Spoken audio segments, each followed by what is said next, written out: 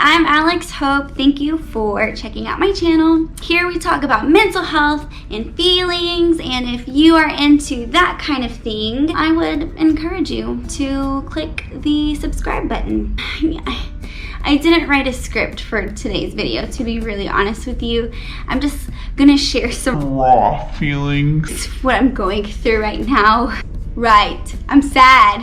So I should start with, I'm sad, and I never stop being sad. And I guess that's really what I want to talk about. So I take medication. I guess we'll start there.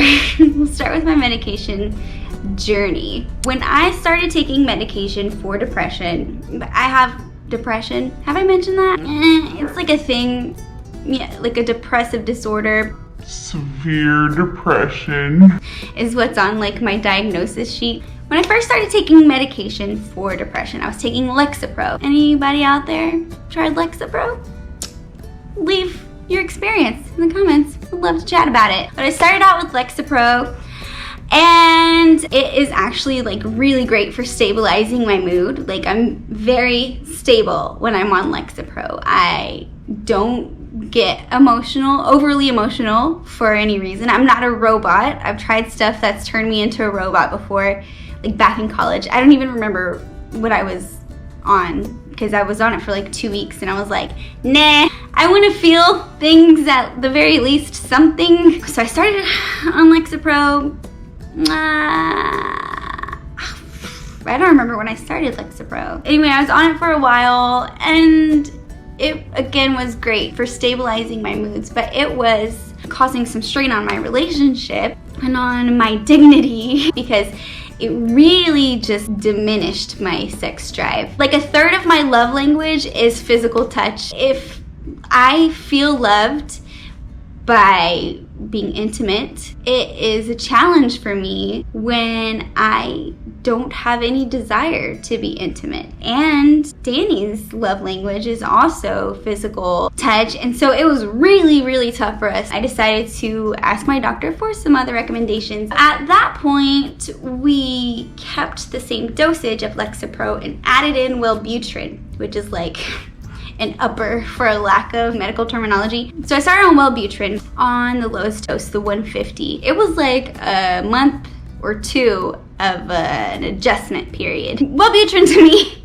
like, heightens every emotion. A lot of people use it to counteract the lack of sex drive caused by like SSRIs. I'm not sure which one's an SSRI. I should have Googled this. It was kind of starting to work in that regard, but it was like really f***ing with me. But then I talked to my aunt, who is a nurse. I told her, you know, like, the sex drive thing is still an issue. It's improved a little, but really not enough to make much of a difference. She recommended talking to my doctor about getting rid of Lexapro and just upping the Wellbutrin. It worked. I mean, I went back to normal regarding my sex drive, but my emotions again were super heightened.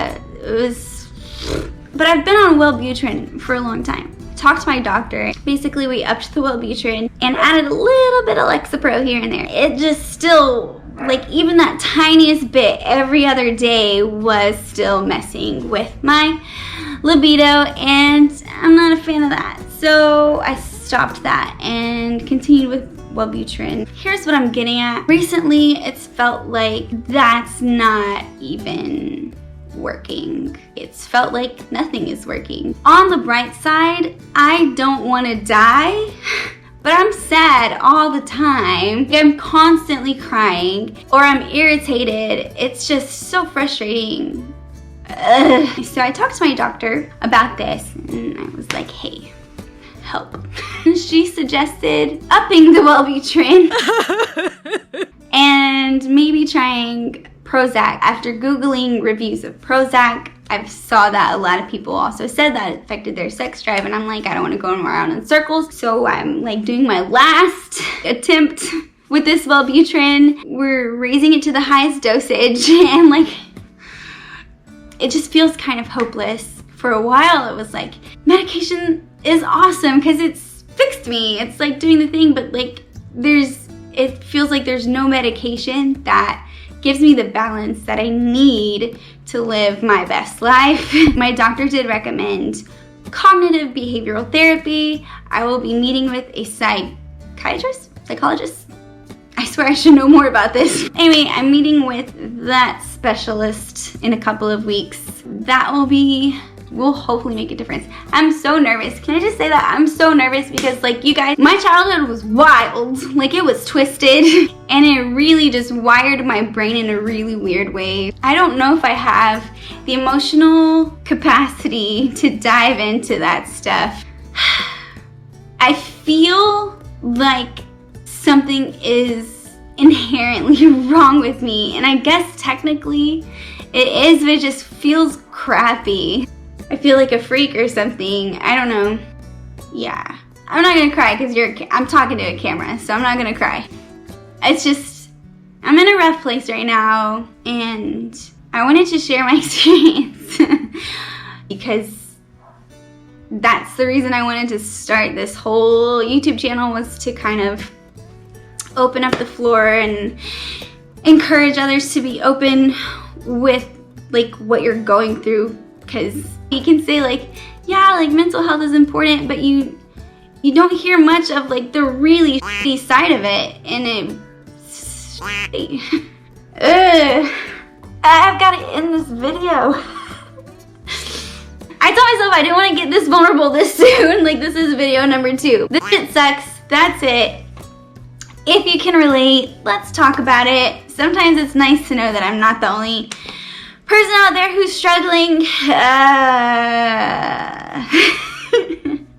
Subscribe!